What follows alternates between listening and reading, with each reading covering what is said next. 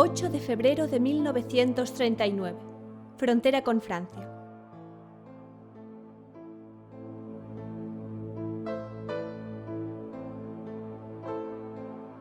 La nieve cubre el camino, las montañas, el valle, la tierra toda, una nieve que ya es hielo. Así todo tiene un resplandor mineral. Jirones de niebla estarcen los contornos, bajo el cielo rojo de la puesta. Un cielo de juicio final. Se terminaba un drama y empezaba otro.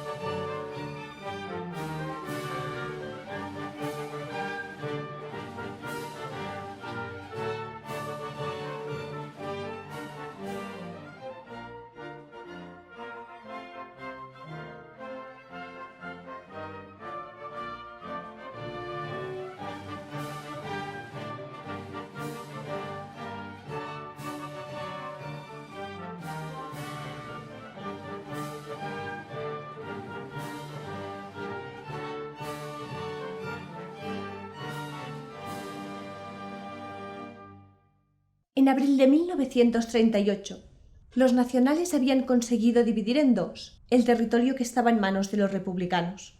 Así, Cataluña quedaba aislada del resto del territorio republicano. Las tropas nacionales habían empezado a avanzar hacia Valencia.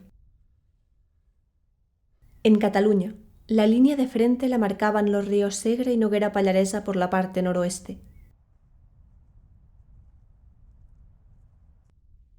Y el río Ebro, al sur de Mequinenza. El 23 de diciembre de 1938 comenzó la ofensiva final de los nacionales sobre Cataluña. A partir del 4 de enero su avance se volvió imparable. Las tropas republicanas se vieron obligadas a ir retrocediendo hacia la frontera, conteniendo las líneas todo lo que podían para dar tiempo a que la población pudiera cruzar hacia Francia. A finales de enero, publicaciones favorables a los nacionales ya hablaban a los nuevos camaradas de Cataluña, ensalzando la figura del caudillo. Por otro lado, las publicaciones republicanas se negaban a reconocer el avance imparable de las tropas de Franco. Anunciaban que Cataluña no era toda la España leal y que incluso en Cataluña mismo todavía era posible resistir.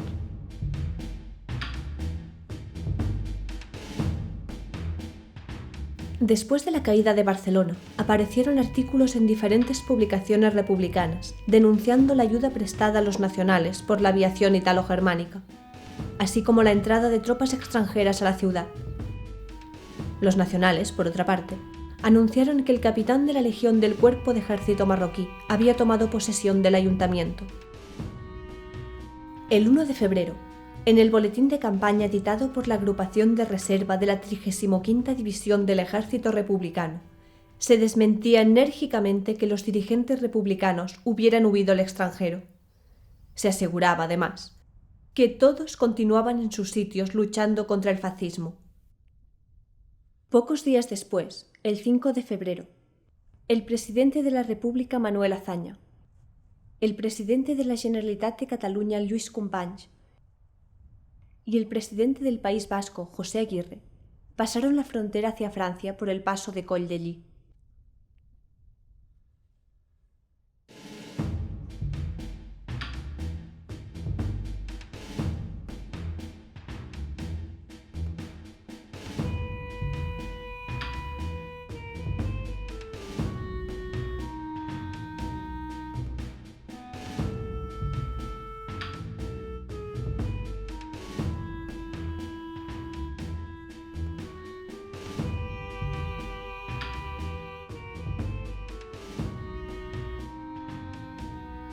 El 8 de febrero, el Orden General número 42 del 15º Cuerpo de Ejército, comunicaba la orden de evacuación de todas las tropas republicanas presentes en territorio catalán. No obstante, el comunicado solo mencionaba los cuerpos de ejército y divisiones que se encontraban en la zona próxima a la costa. Les ordenaba replegarse hacia Portbou y pasar a Francia. Miles de civiles y militares cruzaron por los pasos fronterizos de l'Empordà.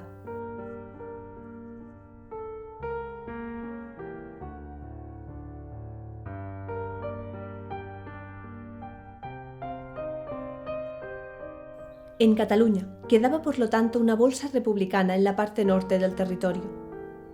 Esta zona se había convertido en el último punto de concentración de civiles, milicianos, brigadistas y hospitales de campaña antes de cruzar la frontera. Ya desde 1936 llegaban a este sector personas evacuadas de las zonas en guerra.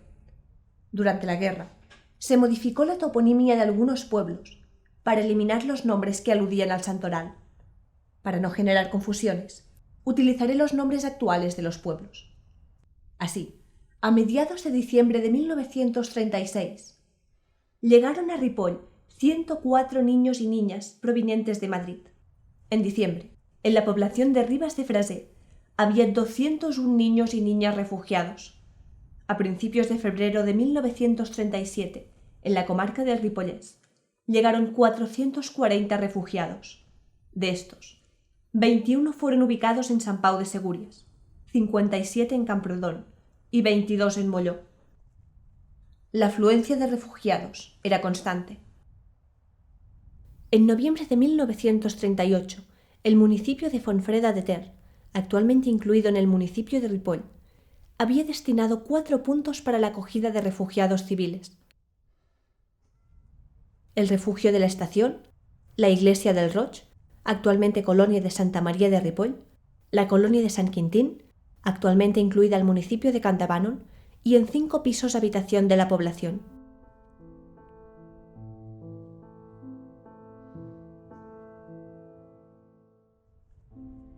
Como en muchos otros puntos, al empezar la guerra, se habían militarizado algunas de las fábricas del actual Ripoll.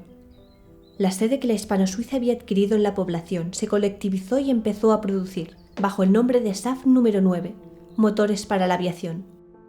La Casals Hermanos también se colectivizó y empezó a producir granadas de mortero,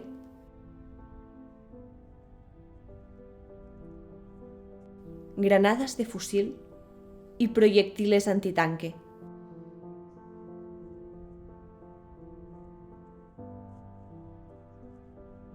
La Farga Palau comenzó a producir bandas de forzamiento para proyectiles.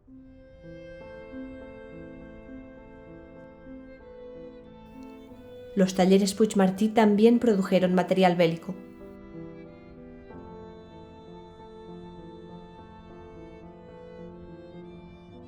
Ripoll fue una de las poblaciones próximas a la frontera con Francia, que se vio sobrepasada por la gran cantidad de gente que llegó huyendo del frente.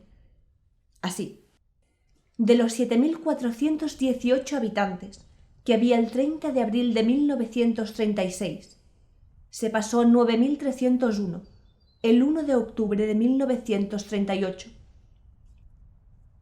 Esto sin contar las familias que vivían clandestinamente, ni los familiares de los carabineros y guardias de asalto, ni las personas venidas de otras poblaciones con el pretexto de tener familia en Ripoll.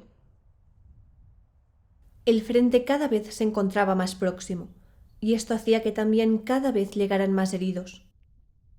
Para poder atenderlos, a fines de 1938 se instaló un hospital de sangre para acoger a los soldados heridos en la Escuela de las Carmelitas, y al quedar insuficiente, se instaló un hospital de evacuación en la Escuela Joan Maragall. Para dar acogida a algunos de los niños refugiados que llegaban a Ripoll, se fundó la colonia suiza Alba de Ter. Este centro estaba financiado por la ayuda suiza a los niños españoles, a través del comité que tenía en Puigcerdà, en colaboración con Asistencia Infantil del Instituto de Acción Social Universitaria y Escolar de Cataluña. A mediados de 1938, el maestro Miguel Fornaguera, quien había sido discípulo de Joan Bardina en la Escuela de Maestros de Barcelona, llegó a Ripoll para ocuparse del centro junto a su mujer.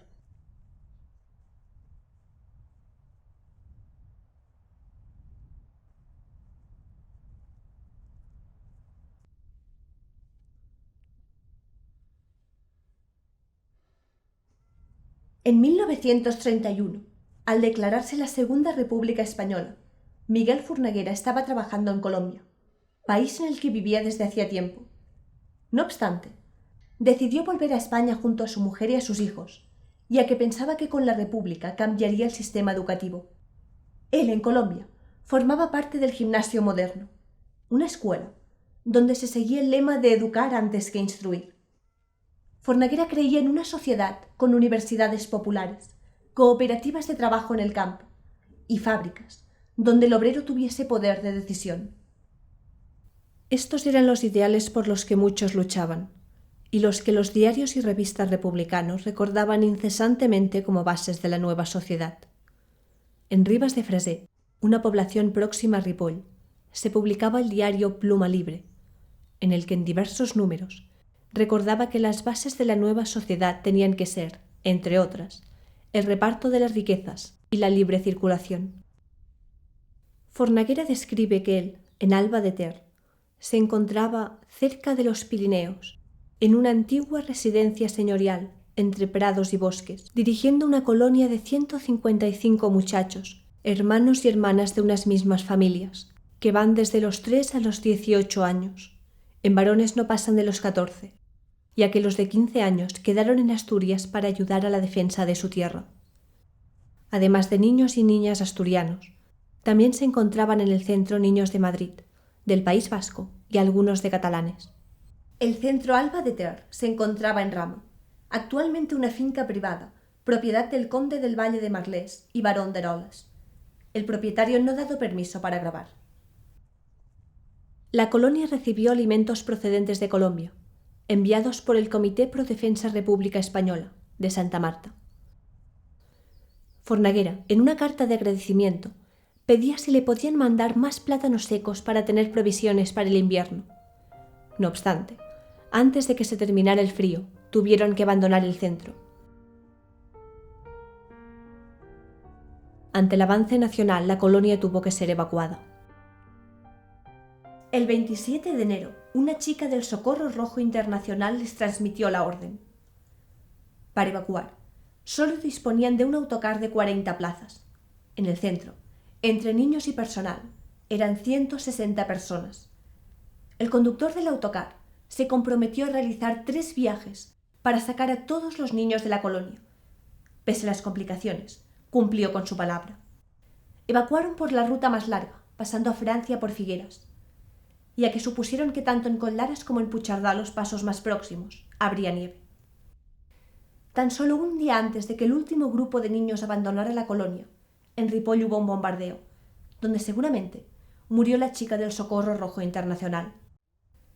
Después que el primer grupo de niños abandonara la colonia, el centro se convirtió en un hospital de sangre. Fornaguera, junto a su esposa y sus 2 hijas, se ocuparon de la colonia en el exilio. Sus 2 hijos no pudieron pasar la frontera con ellos desde Ripoll. Uno había sido llamado a filas y había pasado a formar parte de la llamada Quinta del Biberón, y el otro se encontraba ayudando en otra colonia infantil. En Francia, la colonia fue reubicada en un edificio del municipio de Sète. Finalmente, los niños fueron repatriados a sus pueblos natales. Fornaguera y su familia se quedaron por el sur de Francia esperando reunirse con sus 2 hijos. Durante la retirada, a Ripoll y a sus alrededores no solo llegaron refugiados civiles. En septiembre de 1938, el presidente del Consejo de Ministros de España, Juan Negrín, había pronunciado un discurso anunciando la retirada de las brigadas internacionales. Un mes más tarde, en octubre del 38, se organizó un acto de despedida en Barcelona. No obstante, la repatriación fue lenta. Algunos brigadistas continuaron luchando en las filas republicanas hasta prácticamente el final de la contienda. El 13 de enero de 1939, André Marty, miembro del Partido Comunista Francés e inspector general de las Brigadas Internacionales, escribió al coronel del Ejército Republicano don Antonio Cordón, avisándole de que el comisario delegado de guerra e inspector de las Brigadas Internacionales, Luigi Longo, llamado Gallo, le había hecho saber que en algunas brigadas aún quedaban algunos combatientes extranjeros. Este hecho le preocupaba por la mala propaganda que podrían hacer de ello los nacionales. 2 semanas más tarde, el 28 de enero, Gallo informó a la agrupación de reserva de la 35ª División que los internacionales volvían a entrar en acción. Gallo ensalzaba su heroísmo y aseguraba que se produciría un contraataque victorioso por parte del ejército republicano. 3 días más tarde, la agrupación de reserva de la 35ª División proclamaba el retorno de los internacionales, llamándolos veteranos de 100 batallas y asegurando que los nacionales temían este retorno. Otros integrantes de las brigadas internacionales que no habían sido repatriados esperaban poder pasar la frontera agrupados en diversos puntos. Uno de estos puntos fue Ripoll, el cual se convirtió en el campo de desmovilización de la 15ª Brigada. En Ripoll y sus alrededores se concentraron brigadistas estadounidenses, canadienses, argentinos, alemanes, austríacos, suizos, portugueses, uruguayos, neozelandeses, australianos, rusos, escoceses, griegos, ucranianos, puertorriqueños, yugoslavos, rumanos, cubanos, quienes aprovecharon la espera para crear la Asociación de los Combatientes Cubanos en la Guerra Civil Española, conocida también como la Asociación de los Combatientes de la Libertad, y un médico de origen chino. Los voluntarios internacionales, o al menos la mayoría de ellos, llegaron a través del Partido Comunista de sus países de origen. Cuando se les preguntaba por su afiliación política y los motivos por los que habían decidido venir a España, la mayoría contestaba que eran antifascistas y que combatirían el fascismo ahí donde hiciese falta. Durante la estancia de los brigadistas en Ripoll se organizaron diferentes actos, así como también se distribuyeron panfletos recordando el motivo de la lucha e instando a continuarla para conseguir una unidad mundial contra el fascismo. Uno de los actos que se organizó fue el del 22 de noviembre de 1938, organizado por la 15ª Brigada Internacional, bajo el control de la Comisión del Frente Popular Antifascista. El anuncio del festival anticipaba la participación de brigadistas de diferentes nacionalidades.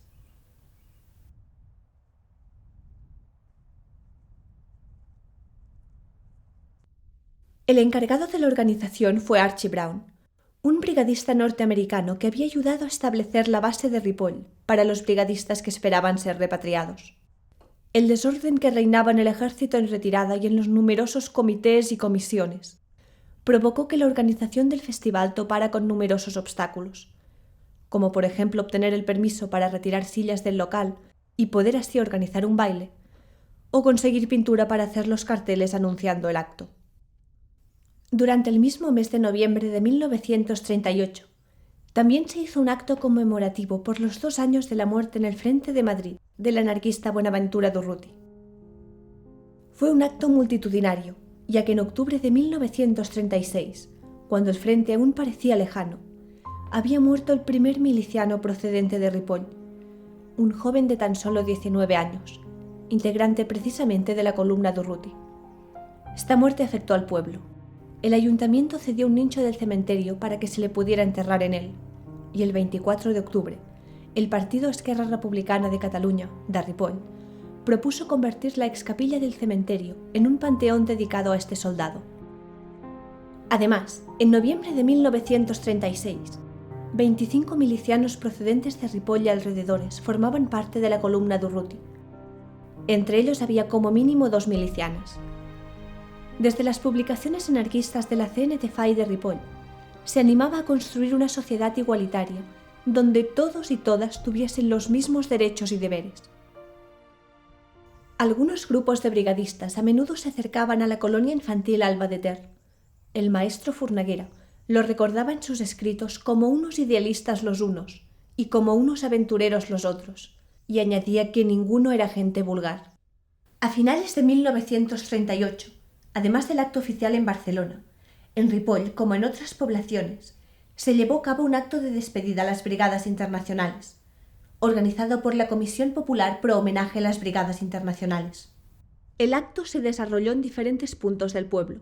En la plaza del 27 de mayo hubo música a cargo de la banda de música de los carabineros, así como también fue el punto de partida de un desfile. Más tarde, Los internacionales se despidieron de los niños del pueblo en el Cine Condal. Hubo un partido en el campo de fútbol y sesión de cine otra vez en el Condal.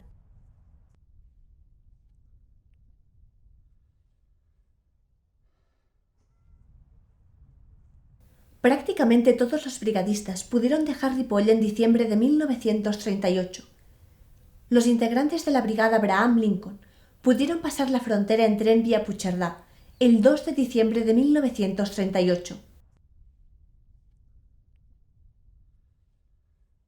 Maury Collow describe así su última mañana en Ripoll.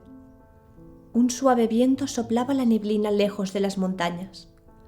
Los recuerdos se agitaban mientras bajaba caminando la carretera. Dios mío, no había ruidos de artillería o disparos de rifle. Oí el clip-clop de un campesino con su burro. «¡Salud! ¡Salud!», respondí. Entonces, otra vez esa incómoda quietud. La guerra parecía lejana.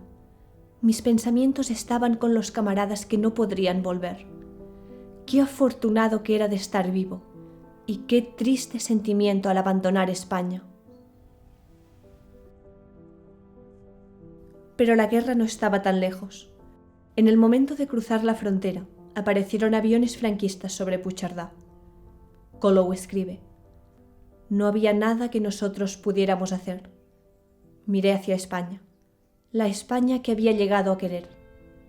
Demasiados recuerdos amargos y bonitos, y ahora todo era humo y fuego. Una emoción incontrolable brotó dentro de mí». Los ingleses también dejaron Ripoll en diciembre, después de ser interrogados por miembros de la comisión encargada del control de la evacuación. Obtuvieron un permiso para cruzar a Francia, firmado en Barcelona por la Comisión Española para la Retirada de Soldados Extranjeros. No obstante, no todos los brigadistas concentrados en el sector de Ripoll y alrededores pudieron pasar a Francia en 1938. En enero de 1939, aún se encontraban personas de diferentes nacionalidades, entre ellos un grupo de canadienses. Al ver que tanto británicos como estadounidenses eran repatriados y ellos continuaban en Ripoll, empezaron a inquietarse. Enviaron un comité a Barcelona para enterarse de qué era lo que estaba pasando. Uno de los elegidos para ir fue S. H. Abrahamson.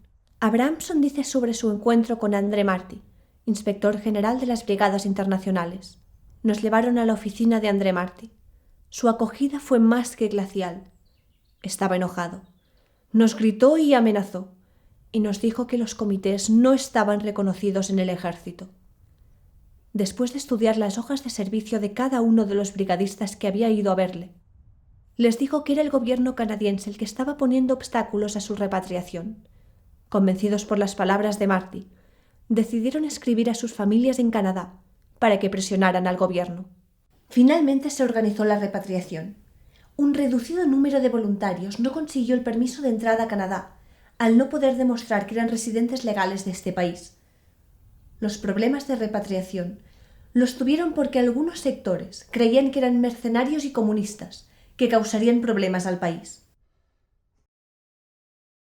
Entre enero y febrero de 1939, unas semanas después de que la mayoría de los brigadistas hubiesen abandonado Ripoll, esta población sufrió 4 bombardeos, todos a pleno día y en una sola pasada.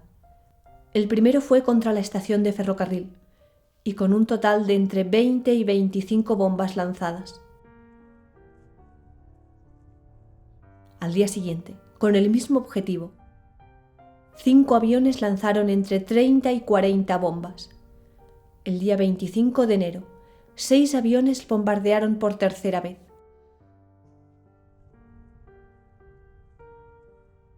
El 5 de febrero se produjo el último bombardeo. 6 aviones lanzaron unas 50 bombas. Una de ellas tocó un camión de trilita estacionado delante de las casas números 20 y 22 del Paseo de Regull, provocando una fuerte explosión. Del camión solo quedó un fragmento de llanta retorcido, que a día de hoy aún puede observarse en el Museo Etnográfico de Ripoll. Las casas números 20 y 22 quedaron totalmente desaparecidas. Antes, el 30 de enero, se había producido otro bombardeo, en este caso sobre la población vecina de Campdevànol. Este bombardeo dañó el canal que llevaba el agua a las industrias harineras. Los daños contabilizados por el alcalde fueron 160 edificios dañados, 250 con daños menores, diversos puentes afectados y 14 muertos. Según el informe de Josep Riera, es difícil precisar el número de muertos y heridos. Se sabe, sin embargo, ciertamente que hubo muertos 3 mujeres, 2 niños y 12 o 13 militares. Se supone que el número de bajas militares es bastante mayor, pues en uno de los bombardeos quedó muy destruido el edificio de las escuelas nacionales que tenían habilitado como hospital, al igual que el edificio del casino, también completamente destruido. El edificio del casino había alojado a brigadistas internacionales. El avance nacional provocó que la población y los soldados republicanos fuesen subiendo hacia la frontera. El maestro Fornaguera recuerda en su libro Fugida, Huida, cómo vivieron desde la colonia Alba de Ter el paso de los refugiados. Primero civiles, mujeres, ancianos y niños, a pie o en carretas. Más tarde familias más acomodadas en coches y camiones. Y finalmente, soldados republicanos. Algunos grupos subían a rama para reposar y pasar la noche.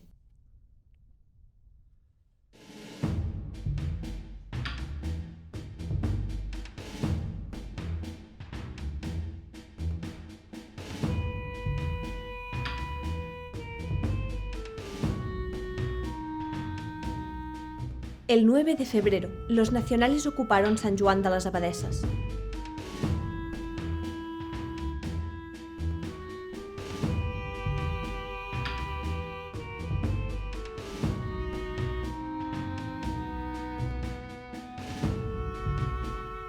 San Joan, hasta hacía poco, había albergado 300 brigadistas portugueses. Años atrás, en 1931, con la proclamación de la Segunda República Española, muchos portugueses que se habían exiliado a Francia vinieron a España. Aquí crearon grupos de resistencia contra la dictadura de Salazar en Portugal. Uno de los movimientos fue el llamado Grupo de los Budas, formado por Jaime Cortesão, Jaime de Moraes y Alberto Moura Pinto. Este grupo, en contacto con el presidente español Manuel Azaña, pretendía conseguir armas de España para derrocar a Salazar. Con el inicio de la Guerra Civil, Cortesão, junto con otros portugueses de la Resistencia, se unió al bando republicano. Sin abandonar la idea de derrocar al dictador Salazar, Jaime de Moraes y Jaime Cortesão fueron algunos de los que proyectaron el Plan Lusitania, llamado también Plan L. Este plan consistía en un desembarco simultáneo en 3 puntos de la costa portuguesa, a la vez que se tenía que efectuar una ofensiva terrestre. Con esta idea, agruparon a diversos brigadistas portugueses en 2 puntos, uno de ellos San Joan de las Abadesses, donde tenían que quedarse esperando órdenes. El avance nacional, no obstante, impidió proseguir con el plan. A mediados de enero de 1939, Jaime de Moraes y Jaime Cortesão llegaron a San Joan de las Abadesses con sus familias. Allí se enteraron de la caída de Barcelona y decidieron continuar en dirección a Camprodon, camino de Francia. También en San Joan se encontraba el portugués Ignacio Anta, quien tenía bajo su responsabilidad a los demás brigadistas acantonados en este pueblo. Anta pertenecía al grupo de Cortesão y estaba, por lo tanto, al corriente del Plan L. Pero no todos los portugueses estaban de acuerdo con este plan.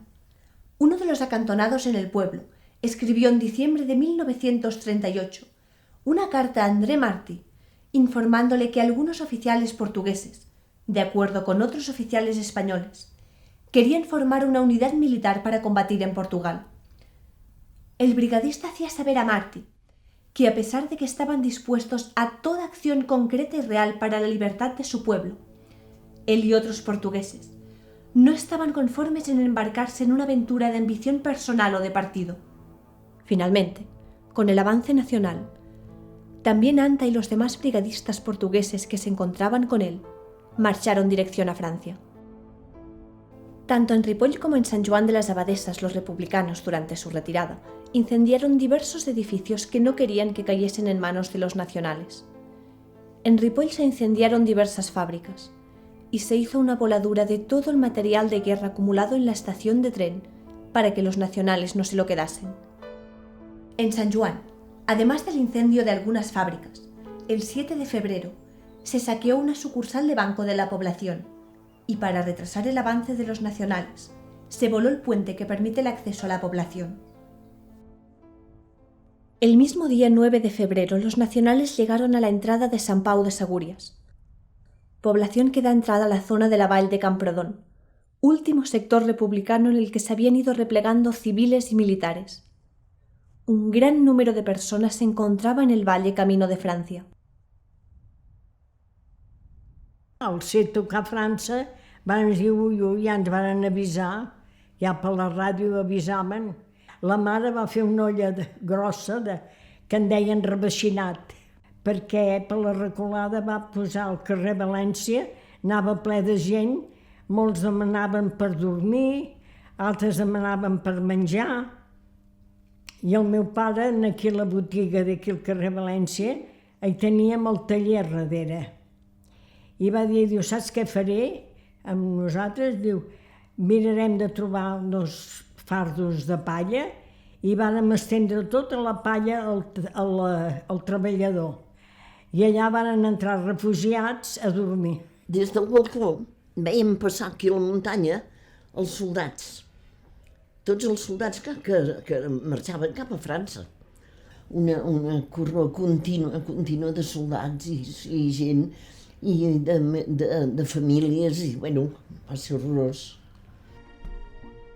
Para dar tiempo a que toda esta gente, civiles y militares, entre ellos muchos heridos o enfermos, llegasen a la frontera, los republicanos defendieron con fuerza la población de Sant Pau de Segúries.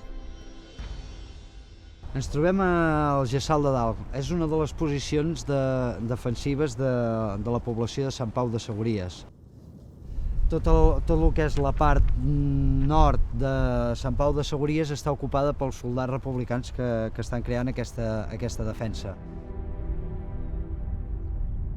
Si llegim el diari del dia 9 de febrer de 1939, Diario de Operaciones, día 9 de febrero de 1939, tercer año triunfal, División 53. El primer regimiento ha continuado su marcha hacia la frontera, ocupándose en las primeras horas de hoy el pueblo de San Juan de las Abadesas, continuando el avance hasta alcanzar a las 18 horas el pueblo de San Pablo de Segúries y alturas que lo dominan por el sureste. Aquí doncs veiem com els nacionals han arribat a Sant Pau de Segúries. Aquí el Gessal de Dalt és un dels punts on es veu perfectament la carretera de Sant Joan de les Abadeses que dirigeix a Sant Pau de Segúries. I aquí és on les tropes republicanes ofereixen aquesta resistència.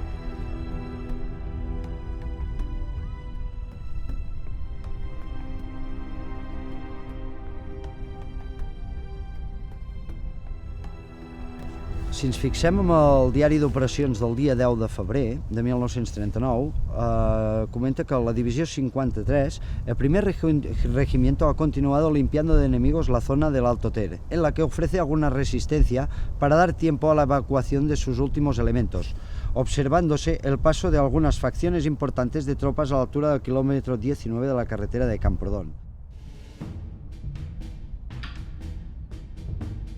Se alcanzó las líneas cotes 1161, 1156, 1170 i 1202 Puig Parrús, quilòmetre 18.300 de la carretera de Camprodon, cota 1029.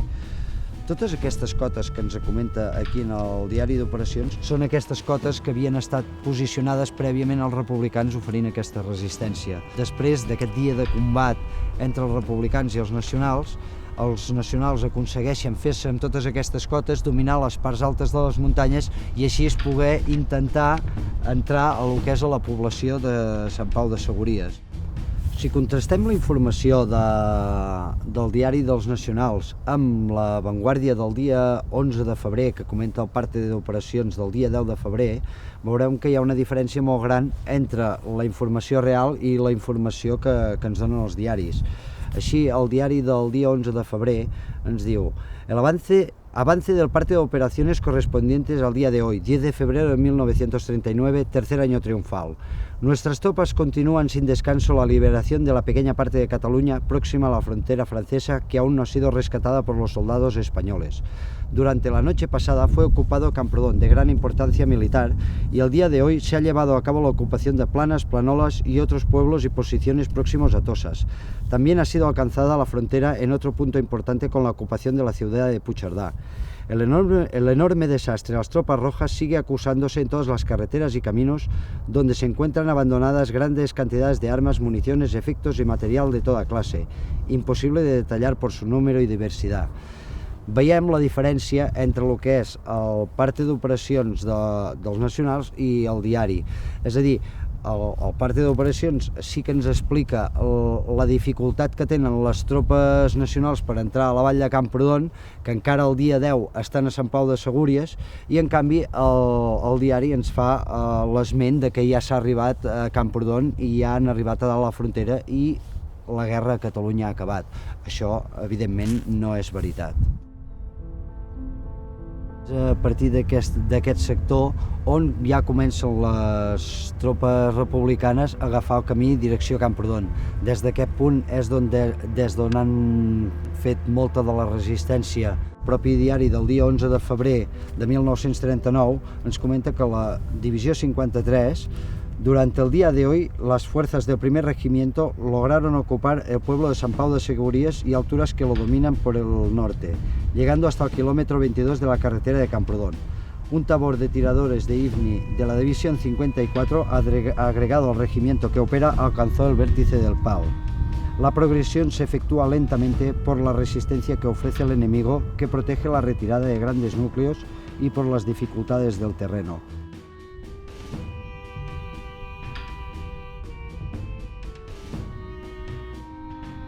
Les tropes nacionals aconsegueixen trencar el front republicà. Aquests 3 dies són claus perquè tota la gent que hi ha a Camprodon puguin marxar cap al Coll d'Ares i no quedant agafats presoners per les tropes nacionals. Dintre d'aquesta gent ens trobem amb una bossa de gent d'unes 30 o 40.000 persones i 3.000 ferits. En la retirada republicana, els soldats, a mesura que van avançant direcció a Camprodon, van fent les voladures dels diferents ponts que hi ha per dificultar l'avanç dels nacionals. Aquí a darrere tenim el pont de la sortida de Sant Pau de Segúries, que va a direcció a Camprodon, que és un dels molts dels ponts que van volar els republicans per dificultar aquest pas. Gràcies a la documentació que va guardar Manuel Bravo Silvares, tinent de l'11è batalló de sapadors integrat a l'11è cos d'exèrcit, podem constatar que va ser el seu batalló l'encarregat d'efectuar les voladures a la zona de Camprodon. En les ordres rebudes el dia 9 de febrer de 1939 se li ordena que destrueixi tant els ponts com les infraestructures en l'eix Camprodon-Molló, frontera francesa. Si mirem l'ordre, ens diu textualment: con esta fecha dispongo para usted que efectúe las destrucciones en el eje de comunicación Camprodon-Molló, frontera francesa. Significándole, deberá ejecutarlas cuando se le ordene replegarse después al puesto de control del batallón. Puesto de control, 9 de febrero de 1939. Firmado el comisario Francisco Salgot y el jefe de batallón Antonio Seoane, al teniente don Manuel Bravo Silvares. Aquest batalló també estava encarregat de fer la voladura del pont de Can Bataller i els de Camprodon. Com veurem més endavant, els soldats que havien d'executar aquestes ordres finalment no les varen complir. Una altra de les coses que ens trobem a partir de Sant Pau de Segúries fins a dalt a la frontera són l'abandonament de grans quantitats de material a les vores de la carretera. Els soldats republicans, en vista de que la guerra és pràcticament acabada i que molt d'aquest material ja no l'hauran d'utilitzar, per anar més lleugers i poder fer més via i aconseguir pujar als ports de muntanya que hi ha per aquest sector, van abandonant a diferents punts tot aquest material. Molt d'aquest material és abandonat inclús sense explosionar. Es llença a la vora de les carreteres o dels ponts quedant aquest material fins al dia d'avui, que encara es poden trobar les restes de tot això que es va llançar.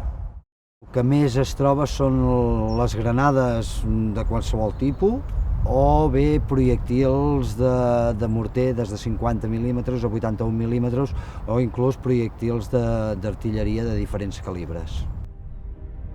El dia 11 de febrer de 1939, els soldats republicans, en arribar a la colònia Estabanell, un dels soldats rep l'ordre d'efectuar la voladura del pont de la casa de Can Bataller, al costat de la casa de Can Bataller. Aquest soldat comença a posar les càrregues de dinamita sota el pont i en aquell moment surt la propietària de la finca indicant-li que, si us plau, no efectuï aquesta voladura perquè amb la voladura del pont, evidentment, causarà danys a la casa de la seva propietat. Aquest soldat, en un acte de bona fe, retira totes les càrregues de sota el pont i les emplaça a uns 150 metres de la casa per no provocar-li danys. El soldat, un cop ha efectuat la voladura, a l'arribar a l'entrada de Camprodon, on hi ha el seu comandament que li ha donat les ordres, és executat per no haver complert aquestes ordres. Quan jo era petit, la meva àvia m'explicava que quan baixava de la Serra de Cavallera, a l'arribar a l'entrada de Camprodon, veia els peus d'un soldat que estava mal enterrat just a l'entrada de Camprodon. Segurament aquest soldat va ser el que no va arribar a efectuar la voladura del pont de la colònia Estabanell.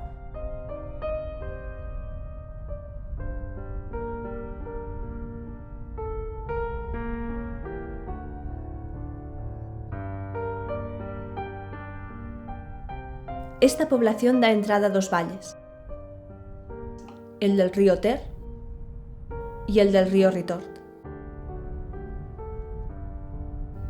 En este pueblo se había reunido el gobierno durante un corto periodo de tiempo, ya que Negrín se había instalado en una casa en el Paseo Maristany, situado a las afueras de la población. I a casa els meus pares es cuidaven de la finca dels García Nieto. Però, com va haver passat un any i pico de la guerra, en Negrín va portar la seva dona i els dos fills, que tenia un noi i una noia. I eren de la meva edat, més o menys. I jo vaig jugar amb ells, molt normal, perquè estàvem allà mateix. Els va portar a la Torre Gran. Allà hi vivia la senyora de Negrín, amb els seus fills, les minyones, les que tenia. Després va continuar la guerra, quan ja la cosa començava a anar malament. I llavors va ser quan va venir en Negrín. En Negrín va venir amb el seu sèquit, o sigui que els carabiners, i varen agafar tot el passeig Maristany, tot, per tot el seu sèquit. I esclar, com que va venir a la torre de casa, llavors va ser quan un dia al dematí van portar un camió i ens van treure tots els mobles, i ens ho van treure tot i ens va fer fora. Sense pensar on podíem anar a viure. Tenia un gos molt maco, jo, que era un ramader belga, que era negre.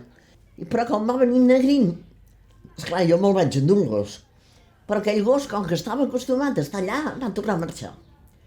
I els carabiners em van deixar entrar així, I va sortir, és l'única vegada a la meva vida que he vist en Negrín.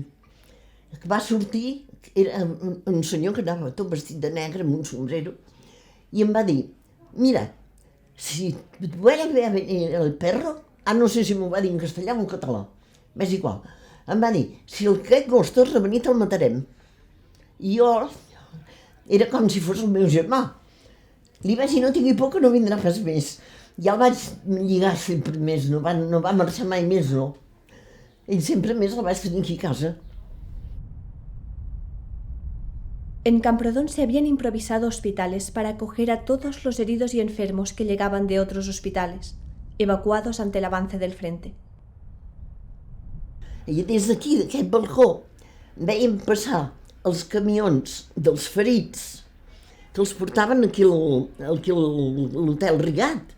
I a dalt de tot hi havia com un hospital.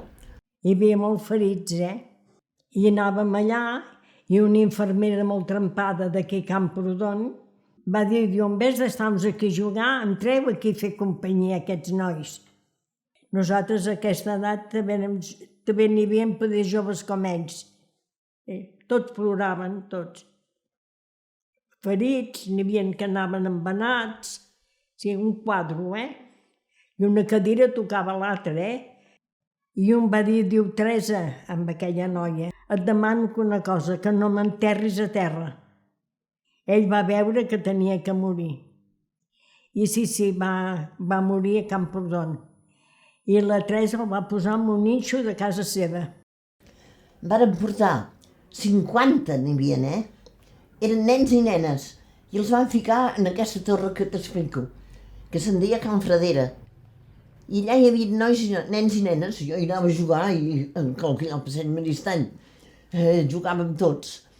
I llavors, quan va venir això de Negrín, i els van agafar, se'ls van endur, ja no, mai més en vam saber res. Durante la retirada, Camprodon fue la última población defendida por los republicanos. Diari d'operacions del dia 12 de febrer de 1939. División 53. El primer regimiento prosiguió la limpieza del Alto Ter, ocupando, después de vencer la resistencia enemiga, el pueblo de Camprodon y alturas que lo dominan. El enemigo, en su retirada, ha efectuado numerosas voladuras en la carretera, contándose por centenares los vehículos que a lo largo de la misma aparecen quemados. Tal com ens indica el diari d'operacions del dia 12, és aquest dia 12 el dia dels combats a Camprodon. Els combats aquí a Camprodon són intensos, comencen a les 12 del migdia i s'efectuen a través de l'entrada pels nacionals pel sector de la nostra esquerra, que és la muntanya de Sant Antoni Nou i Sant Antoni Vell, i el sector de la nostra dreta, que és el sector de la Costinyola, on estan posicionades les tropes republicanes, o el propi turó on estem ubicats ara nosaltres mateixos, que és el turó de Can Moner.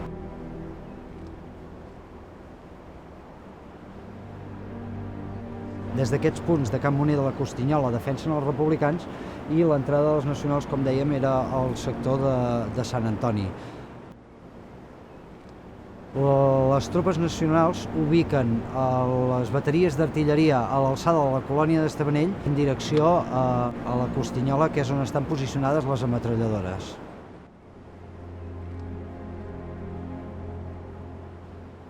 I ens en vàrem anar a una casa de pagès que en diuen la Coma. Però vàrem anar posant-nos al foc perquè els nacionals van entrar per aquí, per Sant Antoni. I nosaltres érem a la Coma. I els nacionals varen veure moviment a la casa de pagès i tiraven. I ens sentíem a passar les bales, Però no hi va haver cap mort, no va passar res. Una de les curiositats de la retirada republicana a Camprodon és el fet de que a Camprodon no es va volar cap dels ponts. Camprodon és un poble on hi passen dos rius, el riu Ritort i el riu Ter, i això fa que tingui molts ponts creuant de banda a banda del poble. Aleshores, els soldats republicans van prendre la decisió de fer la voladura ja no només dels diferents ponts, sinó de tota la població de Camprodon. El que va fer que tota la gent que vivia a Camprodon es desplacés als diferents masos a les afores del poble. Finalment, per sort, el soldat que estava encarregat de fer aquesta voladura va prendre la decisió de no efectuar-la i d'aquesta manera Camprodon no va ser volat durant els dies de la retirada.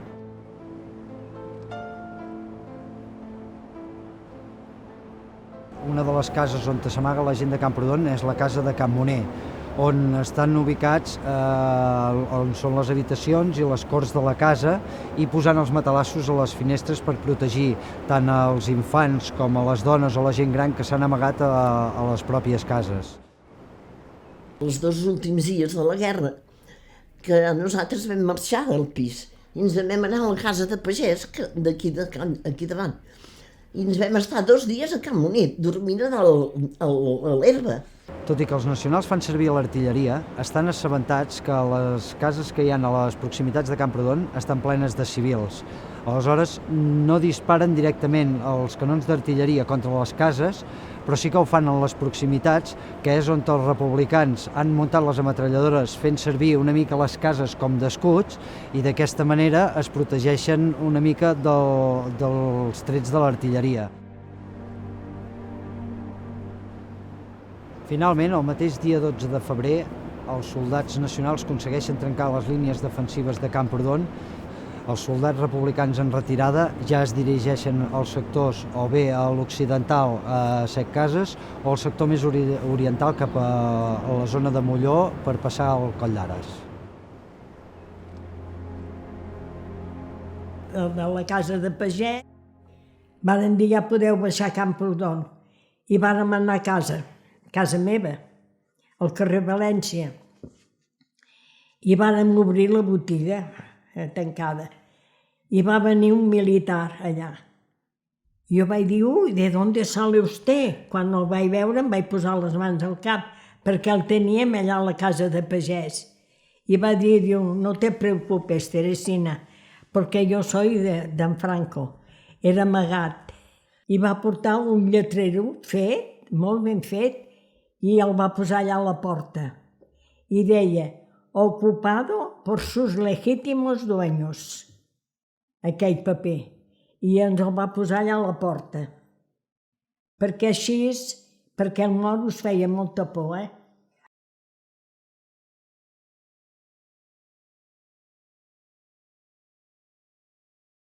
Allò va ser que els que érem joves, els pares patien molt, perquè eren fieres, I desvallijar cases, i em vaig tancar a ma casa, no jo, moltes noies joves, Allò va ser el més dolent que hi va haver, Els rojos van amagar unes armes al jardí i van excavar un tros de jardí a sota uns avets i van amagar unes armes molt bones que tenien a dintre unes càmeres de camió. Però resulta que jo no sé si és que algú les va trobar, què va passar, que després quan va acabar la guerra vam buscar-les i no hi va haver maneres de trobar-les. I el jardí, quan vam marxar, era ple de bombes de mà, d'aquelles que eren com una pinya, que hi havia una anella, que n'hi havia que ja tenien l'anella fora. I la meva mare amb una pala les travia.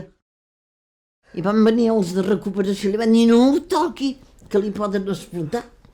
I llavors van venir els de recuperació a treure tot el del jardí, però n'era ple. Ho van deixar ple de bombes de mà.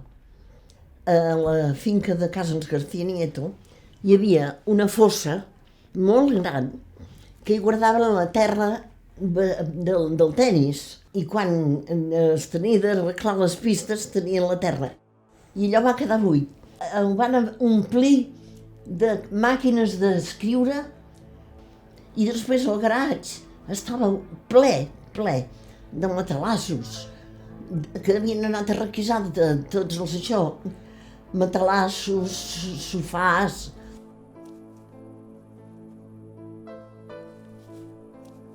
Tal com hem indicat anteriorment, des de Sant Pau de Segúries fins al sector de dalt a Coll d'Ares es troben restes de tot el material que varen abandonar els soldats republicans a la seva fugida a França. Avui ens trobem aquí a la zona de Can Pascal de Camprodon, un dels llocs importants on es va fer una de les voladures de tot aquest material. Aquesta voladura consistia en diferents caixes de granades i de munició i la qual l'explosió, la ona expansiva, diguéssim, va fer mal a lo que era l'era de la casa de Can Pascal.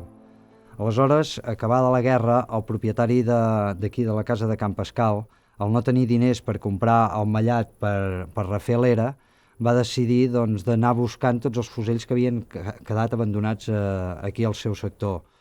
I d'aquesta manera procedir a fer el mallat i tornar a reconstruir l'era. L'any 2015, quan varen tornar a refer l'era, ja havien passat molts anys i tornava a estar malmesa, va ser quan va sortir al descobert de restes d'aquests dels fusells que havia fet servir el propietari de la finca per arreglar-la. I aquí podem veure un d'aquests fusells que va sortir l'any 2015, com encara té les restes del ciment.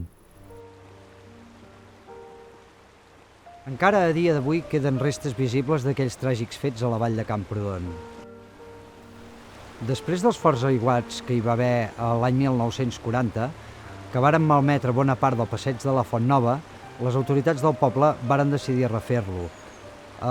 No tenir la matèria primera per poder arranjar la barana varen optar per agafar els somiers que quedaven encara dels diferents hospitals de campanya que hi havia hagut aquí a Camprodon. I encara a dia d'avui podem veure aquests somiers que fan la funció de barana aquí en aquest propi passeig.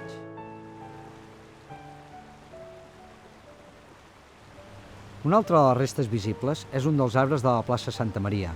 Durant els dies de retirada es varen acumular vehicles i molt de material divers a la plaça. Un dels vehicles va ser cremat mentre la gent fugia a la frontera. Els danys que va provocar l'incendi del vehicle encara són visibles al tronc de l'arbre. La darrera resta que es pot apreciar és l'antic cartell de les milícies antifeixistes de Camprodon, que estava ubicat a la plaça de la Vila i on encara se'n veuen les restes. El Comité de Milicias Antifascistas de Camprodon se había fundado el 23 de julio de 1936.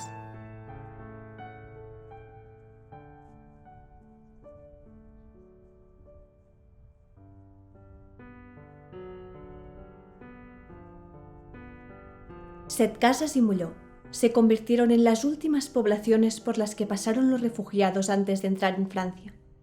Una vez dejadas atrás, iniciaban el último tramo de su camino hacia el exilio.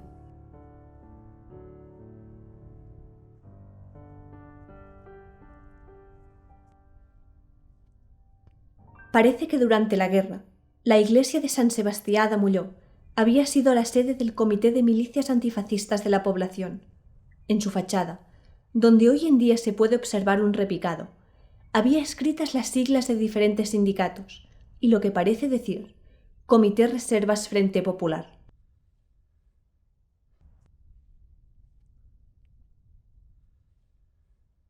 El gobierno francés no abrió la frontera para los refugiados civiles hasta el 28 de enero de 1939 y una semana después, el 5 de febrero, la abrió para los soldados.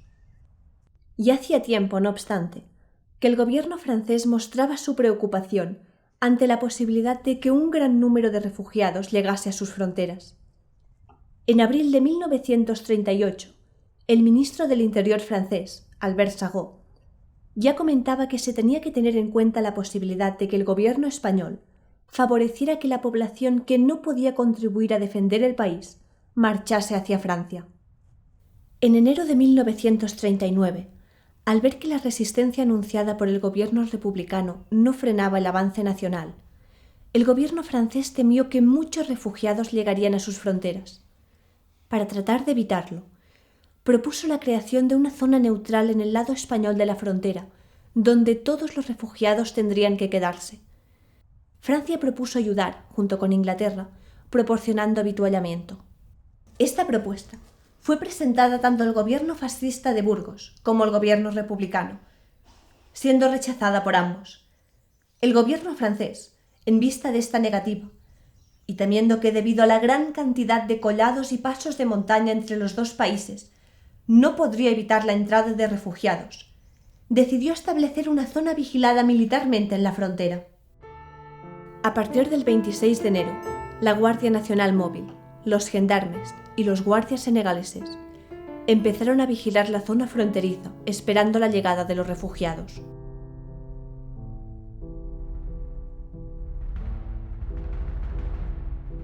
Ens trobem a Collares. Aquest va ser un dels darrers passos utilitzats tant per civils com per militars per creuar la frontera cap a França.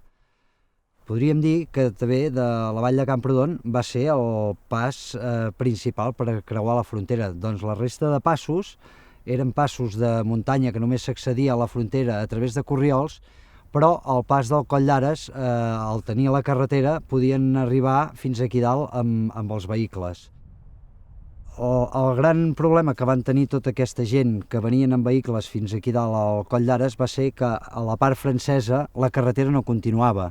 Aquesta carretera es havia començat les obres abans d'esclatar la Guerra Civil i un cop esclatada la Guerra Civil les autoritats franceses van decidir de paralitzar les obres en espera de veure com acabaria tot el conflicte militar espanyol. Aleshores, aquesta gent que arribava aquí dalt al Coll d'Ares el que feien era tirar tots els vehicles i tot el material que portaven amb ells a daltabaix de les cunetes i els barrancs que hi ha aquí al Coll d'Ares.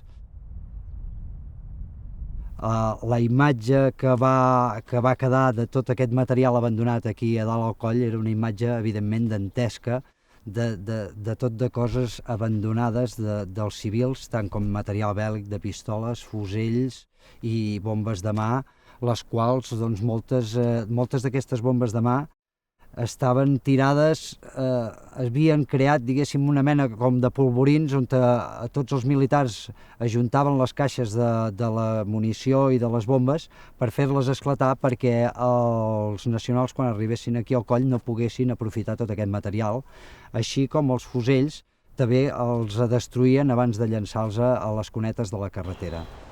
El tinent Bravo comenta en la seva biografia, escrita per Víctor Manuel Santillán, que degut a la tasca encomanada va ser dels darrers soldats en creuar la frontera. Complint les ordres rebudes, aquest batalló va ser l'encarregat de destruir el material que hi havia a Coll d'Ares. Había que volar coches nuevos, camiones. Todo aquello hubo que tirarlo ardiendo por una montaña o volarlo metiéndole bombas. Nuestro grupo se quedó para hacer volar todo aquello que había en la frontera.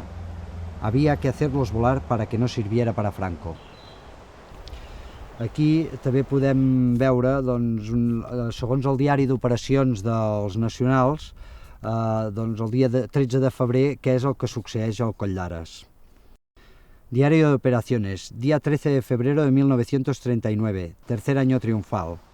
En el día de hoy ha quedado establecido el servicio de vigilancia en el puesto fronterizo de Coll d'Ares sobre la carretera de España a Prats de Molló.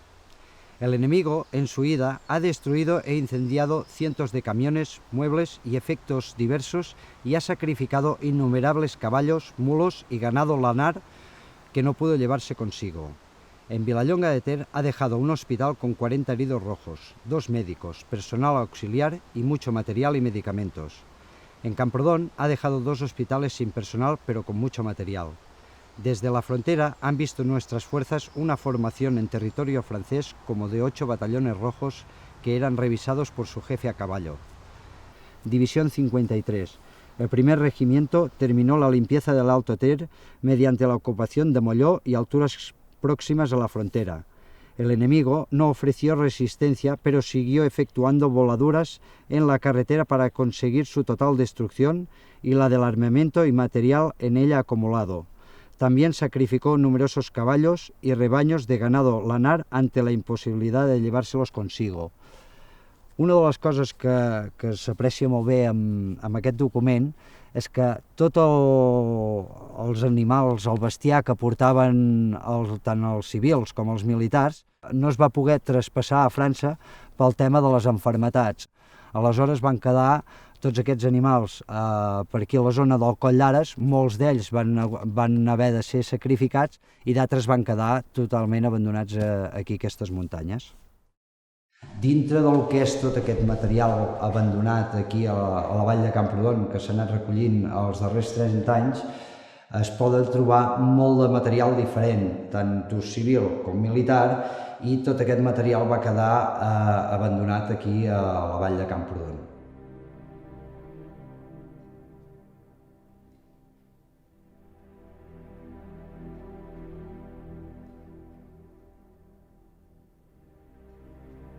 El que podem veure és el material que utilitzaven els soldats a l'hora de menjar. Tant podem veure plats, els coberts, el cassó d'un soldat, una cantimplora, o bé les llaunes de menjar que varen quedar abandonades pels diferents camins que portaven cap a França. Com havíem comentat, hi ha no només el tema militar, sinó que s'observa diferents manetes i tanques de maletes d'ús civil que van quedar abandonades pels passos de frontera. Sobretot aquestes tanques de maleta o aquestes manetes de maleta que s'han anat trobant ens donen a entendre la dificultat del camí que van tenir aquests civils a l'hora de creuar la frontera i que tot el material que ells portaven per marxar a un altre país finalment va quedar abandonat per aquestes muntanyes de difícil accés, amb uns passos d'uns 1.500 metres sobre el nivell del mar, i que feien que aquesta gent acabessin abandonant tot el que portaven sobre seu per aconseguir arribar a la primera població francesa. Dintre de la diversitat de material abandonat aquí a la vall de Camprodon, el que també podem observar són els estris de dentista que varen quedar abandonats en un dels camins de la retirada.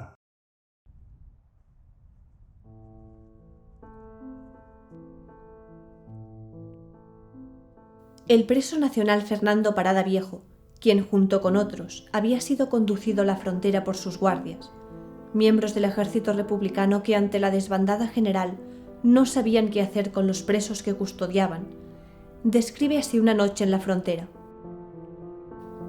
Hay grupos de sombras. Las sombras pasan de una hoguera a otra. Todo el monte y toda la pradera son sombras humanas alrededor de una hoguera. Voces, gritos, risas y llantos. La noche es una luminaria de hogueras que se extienden por toda la pradera y llega hasta la carretera. Los reflejos de las llamas se pierden hacia las cumbres que se divisan al oeste. El norte es una mancha oscura y nada hay que se pueda ver. Veo trepar la carretera que sube hasta el collado, donde está la frontera. Miles de vehículos parados, inamovibles. La frontera, se dice, está cerrada durante la noche. Hay que esperar a que llegue el nuevo día. Es el orden en el desorden. Y aún sigue fluyendo el río de gente, la muchedumbre desde Molló. Se hace difícil comprender cómo puede avanzar carretera arriba tanta gente entre miles de todas clases de vehículos.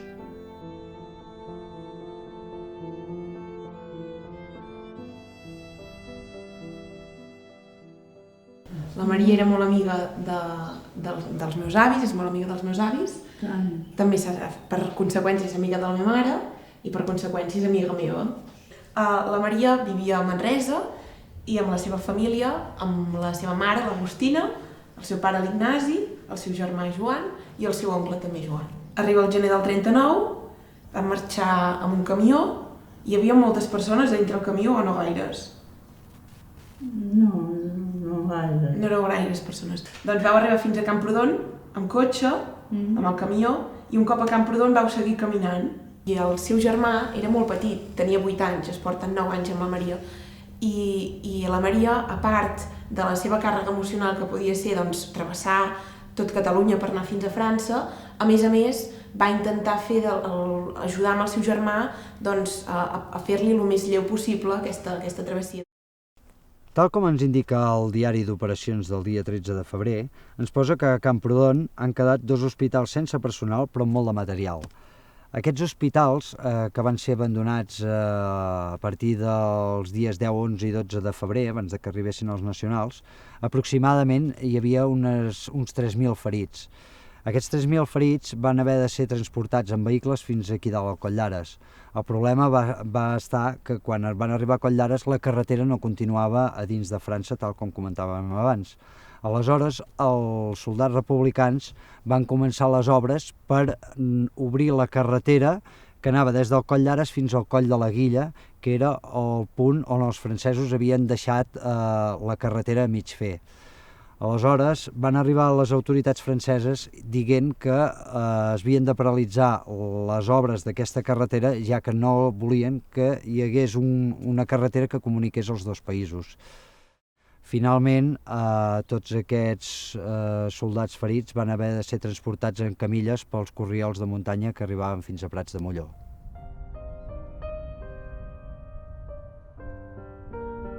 Por este collado también pasaron el periodista Artur Bladé de Zumbila y el médico Jaume Pi i Sunyer. Al llegar a la frontera, encontraron un camión lleno de heridos que habían muerto al haber tenido que pasar la noche a la intemperie. Al ver la situación, ayudaron a improvisar el traslado de heridos y enfermos hasta más allá de la frontera, camino de Prats de Molló, donde había personal médico francés. Se resguardaron en la ermita de Santa Margarita. Para calentar un poco el ambiente, algunos soldados quemaron las culatas de sus fusiles. Por la mañana buscaron voluntarios que bajasen las camillas entre los refugiados que se dirigían a Prats. Varen fer evacuar tota l'escola per a posar allà. I allà varen fer el que era infermeria. Un tenia una bala al pulmó i l'altre al genoll. I ens va dir que si els podien recollir perquè es moririen de fred i tot això. Ho veieu, els haguessin morts, no sé per res. Els ho varen fer, els varen posar dins de les fulles que remassaven en la tardor per fer pallata en els porcs. I d'aquí els van amagar aquí de dins i fins que la Creu Roja va venir els a cercar. I doncs un se va morir, el que tenia la bala al pulmó se va morir. I l'altre va tornar a venir curat i va venir al cap de 5 anys ens a remerciar. Doncs que l'havien salvat i que...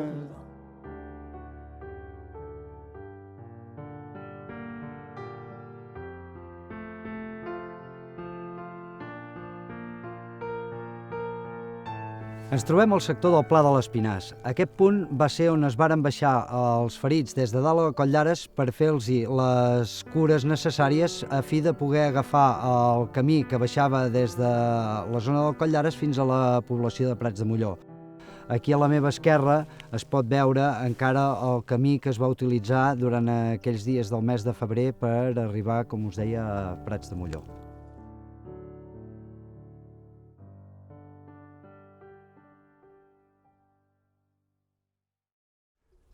Tenim el coneixement, per la memòria oral de la gent de Prats de Molló, que alguns d'aquests ferits que no van sobreviure estan enterrats encara a dia d'avui aquí a la zona del Pla de l'Espinàs. Dins de les castanyedes que hi havia a l'època, havien atrapat, es va disar un braç, una cama, en fi, bon, jo no ho he pas vist això, ho havia sentit a dir. Com entraven, un se moria, què fer? Que deixem-lo aquí en vitessa, coguem-lo, què volies fer?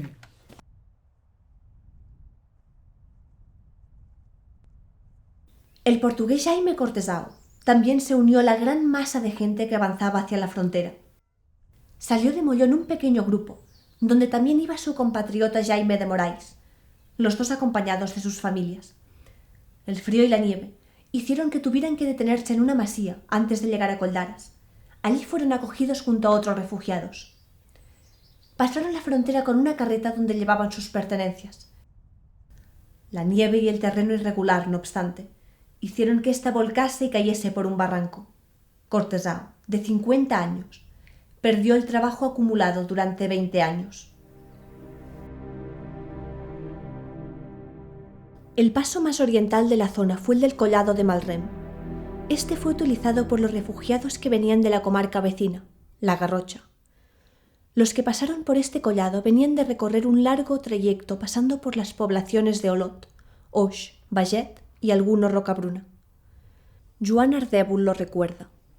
Pasado el Collado de Malrem y creyéndonos suficientemente alejados de nuestro país, paramos para descansar y dormir. Hacía un frío glacial. Además, empezaba a nevar. Las mantas estaban empapadas. Había una mayoría de niños, mujeres, hombres mayores y heridos. Los hombres movilizados libraban combate para salvar Barcelona. Cuando paró de nevar, nos pusimos lentamente en marcha. A media bajada, la gente de La Manera, el primer pueblecito francés, nos vinieron a recibir. Llevaban mantas secas y ayudaron a los más necesitados a seguir hasta sus casas. Una vez allí, nos dieron sopa caliente. Nos calentaron el cuerpo y el corazón. Ens trobem a Collpregón. Aquest va ser el darrer punt utilitzat pels soldats republicans per travessar la frontera a França. A part del Collpregón, també en aquesta vall hi ha diferents passos de frontera per travessar cap a França. En l'apartat més occidental ens trobem a la zona del Costabona, que també va ser utilitzada pels soldats per passar la frontera en passos de 2.000 metres aproximadament sobre el nivell del mar. Llavors, a continuació, ja en direcció més oriental, tenim el Coll Pregón, el que ens trobem avui, i més a la meva esquerra, més oriental, tenim el pas del Coll d'Ares i ja per últim, el darrer pas més oriental i per tant el més baix sobre el nivell del mar, el Coll de Malrem. Els soldats feien servir la via que sortia des de Molló passant per Espinavell i llavors ja ascendint fins al propi coll que ens trobem avui, que està aproximadament a uns 1.500 metres sobre el nivell del mar. No només ha estat un pas utilitzat durant la Guerra Civil, sinó que és un pas amb molta història, ja que des de l'antiguitat s'ha fet servir per la gent de la vall de Camprodon per travessar la frontera cap a França. També va estar utilitzat, evidentment, per les tropes franceses per arribar a la zona catalana i des d'aquest punt doncs, accedien a lo que era la vall de Camprodon.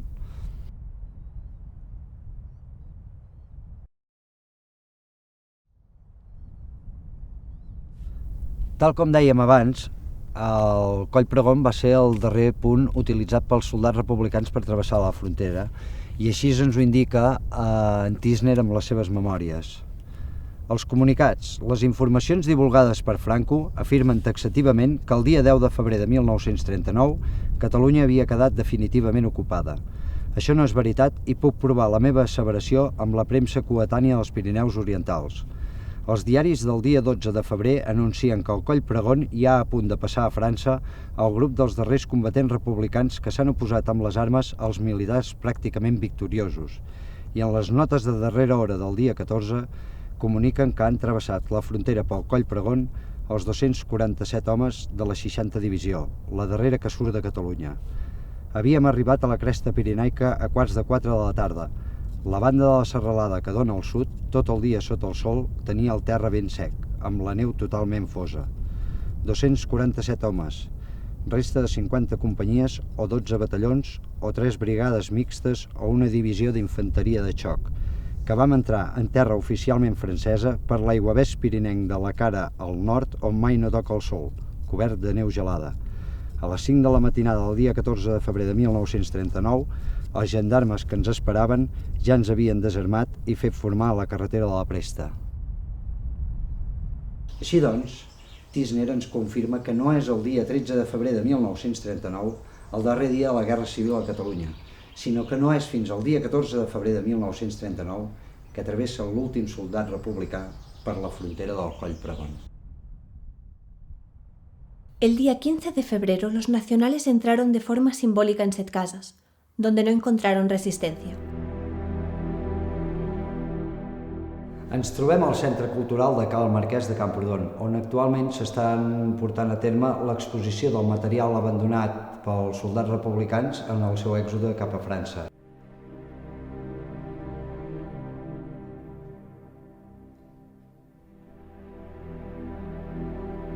El que amb més nombre va quedar, sobretot, tirat pels barrancs del Coll d'Ares van ser les granades i els projectils. Hem de tenir en compte que tot aquest material solia arribar fins a dalt a la frontera amb el transport de vehicles. La gran majoria del que són les granades i els projectils es van fer explotar en el moment que s'abandonaven al barranc de Coll d'Ares. Però tot i així, encara a dia d'avui es poden trobar moltes granades i projectils llançats als contorns de la carretera. En aquesta vitrina es poden observar els diferents models de granades utilitzades durant la Guerra Civil, així com projectils de morter de diferents calibres. Tenim algunes de les vitrines on es poden apreciar els fusells que varen abandonar els militars en el seu èxode cap a França i que varen abandonar a la ratlla de la frontera, ja que aquest material no el podien passar dins de la part francesa. En aquests fusells es pot veure perfectament com es va utilitzar molt de material divers de molts països, ja que els republicans, per la seva dificultat a l'hora d'accedir al material, havien de comprar per diferents mercats i aquest material arribava de molts països diferents. Pel que fa a les pistoles ens trobem amb la mateixa circumstància, ja que les pistoles que s'han trobat aquí als camins de retirada, moltes d'elles provenien de molts països diferents. En aquesta vitrina doncs, podem observar tant pistoles fabricades per l'Alemanya des del segle XIX com al segle XX, així com pistoles russes, italianes, txecoslovaques, americanes i sobretot amb les que hi havia més nombre, que eren les pistoles fabricades al país d'Espanya. Degut a la dificultat de la compra de material per part de la República, la Generalitat de Catalunya decideix crear una comissió d'indústria de guerra i a partir d'aquí començar a fabricar diferent material de guerra per nodrir els soldats d'aquestes armes al front. En aquesta darrera vitrina el que s'observa són les armes que s'han trobat pels camins que porten a l'exili d'aquestes armes fabricades per les indústries de guerra de Catalunya. Tant podem observar des d'una pistola del 9 mm llarg com és la Isart o bé la pistola Escasso fabricada a Terrassa o també fusells i subfusells fabricats per les indústries de guerra de Catalunya. Por su lado, los refugiados no se encontraron con la acogida que esperaban. Poco antes de llegar a las primeras poblaciones francesas, los gendarmes los esperaban para registrarlos y desarmar a los soldados. I ells controlaven aquí, quan arribes a Prats, que veus Prats a baix al fons, veus Prats, els controlaven aquí, la policia. Llavors, clar, es hi prenien les armes, tot això, se va dir, els que venien després, s'ho guardaven, ho agitaven dins del bosc o com així. Fa que acabat la guerra, pic com van ser fora, atrapaves armes un xica per tot. Atrapaves de tot, I segurament que n'hi va haver que van atrapar coses que valien sous.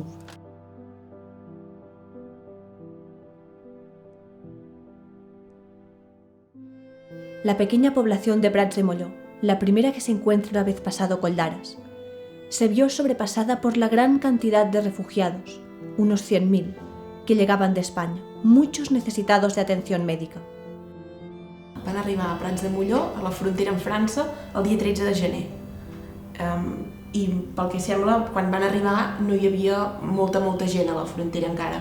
I la Creu Roja els va atendre i de seguida se'ls van emportar amb tren cap a la Normandia. Ella, el seu germà, la seva mare i el tiet Joan per un cantó i el seu pare per un altre. El seu pare se'n va anar a la frontera amb Alemanya. Va arribar del 8 al 12 de febrer 42.000 homes de l'armada republicana, que van arribar dins d'un ordre perfecte, van desfilar aquí dins del vilatge per se rendre de primera. I llavors es van posar en 3 camps. El 24 o 25 de febrer va baixar força neu en aquell moment. I clar, aquí cal dir que en aquests camps estaven mal, perquè eren de fora, per s'escalfar el que van fer, se n'anaven als boscos que hi ha en plaça de Prats, ara que veieu que són boscos, se n'anaven allà a tallar per tenir llenya i per fer foc, se van fer barraques també, se van fer per se poder estar de dins, perquè la població feia massa, se podien per rebre. Ja ho sabien que tindrien de passar la frontera, tots prenien precaucions, tenien cobertes i anaven vestits. Sí, s'havien fet seguir, això té raó. Tenien sempre una coberta així enrotllada i posada aquí d'allò i com això estacada aquí, tots. L'alcalde que vosaltres tingué de posar els uns aquí, els altres aquí, o casa allà, i que van anar a atrapar els de la FAI, van anar a atrapar i va dir, ja coneixo les vostres idees, ja sé, a vosaltres us posaré l'Iglesi. I si va dir, vos demani de respectar. I però van respectar, que dir el que és, quan se'n van anar, que la retirada era acabada, ho havien deixat tot net, ho havien respectat. Les dones amb la mainada miraven dels posar sempre... Les dones n'hi havia que tenien mainada petits, bon, aquests se posaven a l'escola, més abrits, més abrigat, Ué. i posaven llet d'aquesta de boates. Aquí a Prats hi havia 4 flaquers, i abastaven pas, a fer tant de pa per tothom. Pujaven camions de pa de cap avall. Un que havien anat molt de cavalls i burros, menjaven poltro. Es mataven, hi havia un matadero aquí, i mataven això i menjaven porta de carn d'això. De cops entre ells hi havia històries, perquè dins de quan és tants que ho mare 50 o 60.000, sempre n'hi ha que aquest en volen aquest en volen l'altre. Jo sabia i tenia un cosí, en Jacques Esfort, tenia amb el seu pare, que em van rebre dos de refugiats que anaven a dormir allà perquè tenien por de dormir amb el camp de refugiats perquè van dir que se passava coses. Hasta van parlar que hi havia de morts i van dir, m'ho feu a vos quan sentiu a la nit a cantar i que us dieu que són alegres, diu no, ho fan per cobrir, que si convé en baixen un. Hi havia un canal, un rec, diguem, d'aigua, i a dalt feien foc, feien bullir aigua, dins d'una grossa parola que en diem, i agafaven un home el van agafar i el plonjaven dins de l'aigua calenta i acabat dins del rec, de l'aigua freda, fins que es va morir, fotíem brams de Déu, sentia que memes, cantaven, però distengava la veu fins que es va morir. No van pas poder fer res, El 14 de marzo, el ministro del Interior francés anunciaba que habían llegado unos 500.000 refugiados. De estos, 170.000 eran mujeres, niños y ancianos, 10.000 eran heridos y 270.000 eran milicianos. Los 50.000 restantes los consideraba un residuo malsano y unos indeseables.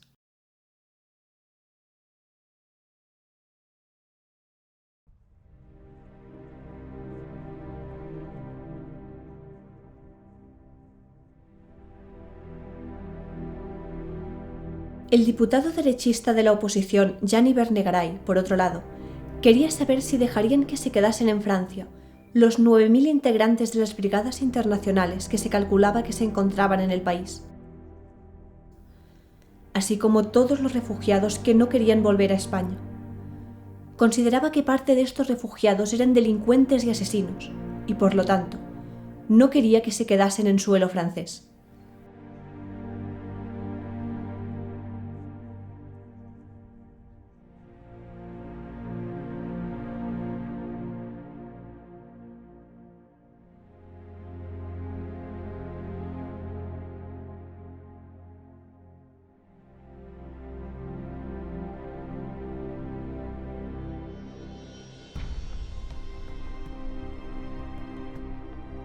La història de la família Gràcia és una de les moltes històries tràgiques que van passar per aquí, per la frontera del Coll d'Ares. Baixant del Coll d'Ares fins a Prats de Molló s'arriba en el punt on a dia d'avui s'anomena el Cortal de l'Amadeo. En aquest punt va ser on la família Gràcia varen arribar després de fer el pas de frontera des del Coll d'Ares, i a l'arribar a aquest sector els hi van dir que a baix a la població separaven els homes de les dones i dels fills.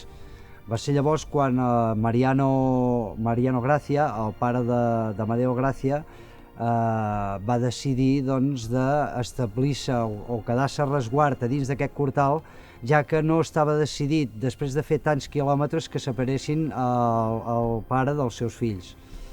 Aquesta notícia que va arribar a la gent de Prats de Molló i els va deixar molt colpits, va fer doncs, que una de les persones decidís emprendre, diguéssim, alguna mesura per solucionar aquest problema.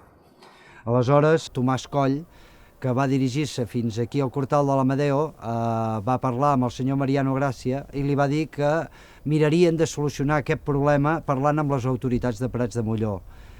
A partir d'aquí, doncs, la família Gràcia, juntament amb Tomàs Coll, agafen els darrers quilòmetres que hi ha fins a arribar a la població de Prats, i és fins a pocs metres abans d'entrar a la població on és agafada la imatge d'aquesta família, juntament amb en Tomàs Coll, arribant a Prats de Molló. En aquesta imatge es veu perfectament el senyor Mariano Gràcia agafat de la mà de la seva filla, a qui li falta una cama, i a darrere seu podem apreciar la fotografia que també hi ha Tomàs Coll agafat d'Amadeo Gràcia. Tant Tomàs Coll com Amadeo Gràcia, tots dos també porten crosses, ja que tots dos havien perdut una de les cames. En el cas d'Amadeo Gràcia, doncs la perd el mateix dia que la seva germana en el bombardeig que hi va haver dels nacionals al sector de Monzón, a l'Aragó, i en el qual el mateix bombardeig doncs, mata la mare dels tres germans. I en aquesta mateixa fotografia doncs, surt també el Tomàs Coll, qui ha perdut la cama, però ell la va perdre a la Primera Guerra Mundial lluitant amb les tropes franceses. I ja finalment a la part posterior de la fotografia podem apreciar l'Antonio Gràcia, que és el germà gran, que és el que acompanya tota la família en direcció de l'entrada de Prats de Molló.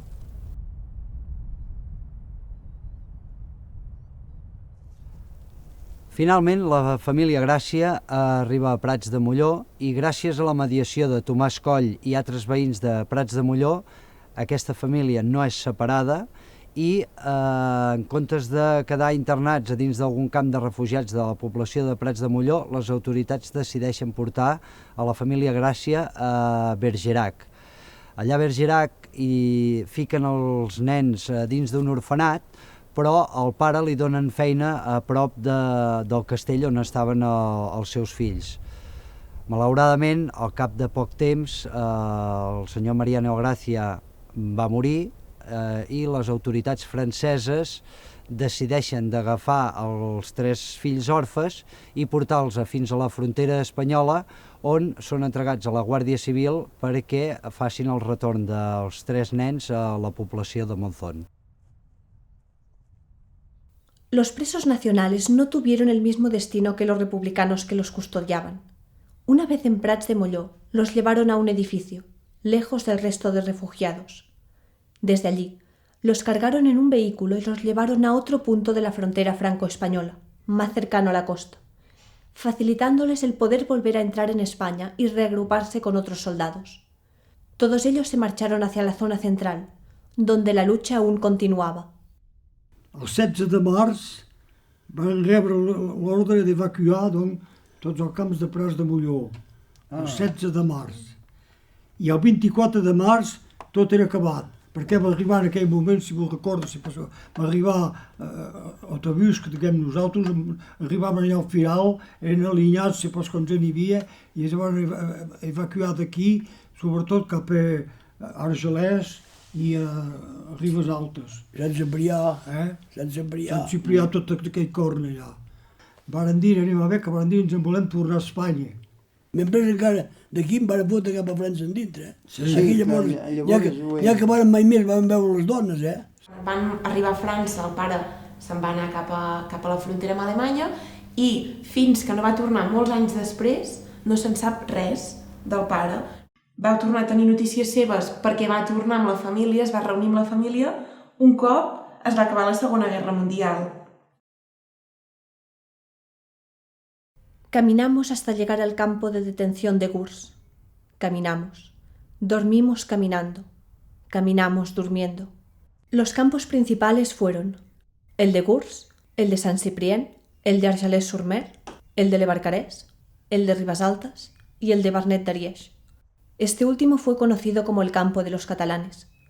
Más tarde sería utilizado por los nazis. 500.000 de refugiados pasaron por estos campos. No todos salieron de ellos. A més, quan van arribar cap a la Marta, se van triar els homes d'un banc I les dones d'un altre. Perquè aquí, el que tenia diners, podia anar al poble i se crompar xocolata, podien sortir. Sí, n'hi havia. En el libro Los Rojos de Ultramar, de Jordi Soler, el abuelo del autor recuerda la llegada de una columna de heridos al campo de Argelès. A mediodía, en el momento estelar de una tormenta de nieve que complicaba las excavaciones de la fosa común, una columna de combatientes agonizantes entró al campo. La columna de combatientes heridos o enfermos venía desde el hospital de Camprodon, huyendo del horror de la represión franquista. Habían cruzado la frontera buscando otro hospital donde resguardarse, pero los guardias franceses no habían hecho más que conducirlos hasta ese campo de refugiados donde no existían las camas, ni las medicinas, ni la atención médica que se les había prometido. Podría ser que algunos de estos heridos y enfermos fuesen de los que habían cruzado la frontera por Coldaras, guareciéndose en la ermita de Santa Margarita para pasar la noche, o incluso que fuesen del grupo de heridos que había ido retrocediendo desde Montserrat, junto a Artur Pla de Dasumvilo. A finales de febrero de 1939, cuando la guerra aún no había finalizado, Francia e Inglaterra reconocieron al gobierno franquista. El 25 de febrero se habían firmado, en Burgos, los acuerdos Bérard-Jordana entre el gobierno francés y el gobierno de Franco. Franco garantizó la inmunidad a todos los que no tuviesen delitos de sangre. Muchos exiliados, ante las precarias condiciones en las que se encontraban en Francia, decidieron volver. No todos obtendrían la inmunidad prometida. El 31 de marzo, los nacionales ocuparon Cartagena, la última ciudad que aún estaba en manos de los republicanos. La madrugada del día 1 de abril cayó la última resistencia republicana, el puerto de Alicante. El mismo 1 de abril, Franco proclamó la victoria nacional. Ja vindrà el vostre torn. El vostre torn se'n va arribar ara. Ja ho deien. No sé com... Ells ja havien previst la guerra de 40, doncs. Al estallar la Segunda Guerra Mundial, muchos de los refugiados continuaban en los campos. Las opciones para salir de ellos eran o bien volver a España, o tener trabajo en Francia, o unirse a la Legión extranjera francesa. Hi ha cases de pagès, sovint, hem acabat, demanaven si volien un que volia treballar, el recollien en aquesta casa de pagès. Després va arribar la guerra, d'aquells que eren cap al camp d'Argelès, van demanar voluntaris per tornar a venir aquí i d'altres pobles, a tornar a arreglar, a treballar, i n'hi va haver que llavors se van casar amb noies d'aquí. Entre los que decidieron unirse a la Legión, muchos desertaron para unirse a la resistencia francesa. Republicanos y anarquistas españoles fueron de los primeros en entrar en París en 1944, liberando la ciudad. Las primeras tanquetas de las tropas del general Leclerc que entraron en la ciudad llevaban escritos nombres de ciudades españolas y de batallas de la Guerra Civil. Uno de los republicanos que entró en París con la 9ª compañía fue Luis Royo. Su tanqueta llevaba escrito el nombre Madrid. Durante la retirada había cruzado a Francia por el paso de Coldaras. Tan solo tenía 18 años. Numerosos refugiados provenientes de España cayeron en manos de los alemanes durante la guerra. En la fotografía hecha el día de la liberación del campo de Mauthausen se ve una enorme pancarta donde se lee: los españoles antifascistas saludan a las fuerzas liberadoras. En Mauthausen se calcula que estuvieron detenidos 7.300 de los 9.327 españoles, de los que se tiene constancia de que estuviesen en campos de concentración alemanes. Una de las muchas personas que había combatido en la Guerra Civil y que no sobrevivió a la Segunda Guerra Mundial fue el brigadista portugués Ignacio Anta. Después del campo de Argelès-sur-Mer, fue conducido al campo de Gurs. Con el inicio de la guerra, se unió a la resistencia francesa, pero tanto él como su mujer fueron hechos prisioneros. Él fue conducido al campo de Sachsenhausen, a tan solo 35 kilómetros de Berlín, y su mujer al de Ravensbrück. Anta murió en una cámara de gas 2 meses antes de que el campo fuese liberado. Jaime Cortesao volvió a Portugal, donde fue detenido por sus intentos de derrocar el gobierno de Salazar. Consiguió dejar el país y se exilió en Brasil. Algunos refugiados españoles volvieron, años más tarde, a España. Muchos, no obstante, continuaron exiliados en Francia, México, diversos països de Sud-amèrica o la URSS. Quan la Maria era gran, ara farà uns 10 anys, estava vivint a la Provença i vol tornar cap a Catalunya. El seu germà va decidir anar-se'n cap a Buenos Aires i allà va acabar formant la seva família amb l'Helena i han tingut 2 fills, la Marina i l'Àlex. No todos los brigadistas internacionales pudieron volver a sus países de origen. Algunos porque habían salido de ellos de manera clandestina, otros porque procedían de Alemania en aquellos momentos bajo el régimen nazi, o de la Italia de Mussolini. Otros consiguieron la repatriación después de numerosos obstáculos, y una vez en sus países, no siempre lo tuvieron fácil. Un ejemplo es el caso de los brigadistas norteamericanos, los cuales fundaron la asociación VALP. Esta fue incluida en la lista de organizaciones subversivas al ser considerada comunista, cosa que ocasionó numerosos problemas a sus miembros durante el macartismo. Alba Bessi, voluntario de la brigada Abraham Lincoln que había estado esperando la repatriación en Ripoll, fue incluido en el grupo conocido como los 10 de Hollywood. Él era guionista, periodista y novelista. En 1945 había sido nominado a un premio de la Academia Cinematográfica. 2 años más tarde, fue convocado por la Comisión de Actividades Antiamericanas y encarcelado por negarse a declarar. Miguel Fornaguera, el maestro que se había ocupado del centro Alba de Ter, pudo reunirse con su familia y volver a Colombia. Antes de reunirse con sus 2 hijos y embarcar, no obstante, tuvo que desplazarse por el sur de Francia, huyendo de la amenaza de ser conducido a un campo de concentración o llevado a México. Durante parte de este tiempo, se ocupó de la colonia Les Charmillas, donde había niños refugiados españoles. Los dibujos que estos ofrecieron como recuerdo a Fornaguera muestran cómo la guerra y el exilio había marcado sus vidas. Soldados, explosiones, refugiados, barcos que parten. Algunos, no obstante, aún recordaban o tenían la esperanza de encontrar una vida tranquila.